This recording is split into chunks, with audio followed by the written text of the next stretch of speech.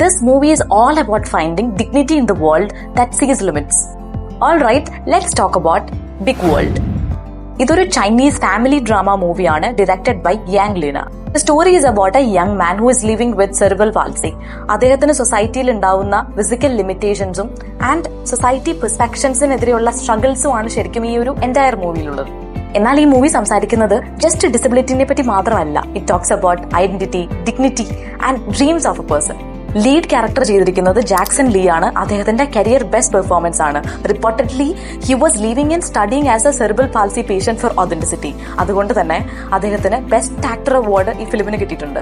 This film has been featured in 37th Tokyo International Film Festival. അതിന്റെ കൂടെ വേറെ ഒരുപാട് ബെസ്റ്റ് ഫിലിം നോമിനേഷൻസും ഈ ഫിലിമിന് പോയിട്ടുണ്ട്. 2024 പുറത്തിറങ്ങിയ ഒരു മൂവി ആയിരുന്നു ശരിക്കും ഇത്. സോ കാണാത്തവരുണ്ടെങ്കിൽ നിങ്ങൾ ഏതെങ്കിലും ഒരു പ്ലാറ്റ്ഫോമിൽ നോക്കിക്കഴിഞ്ഞാൽ എന്തായാലും ഇത് കിട്ടും. സോ കാണുക.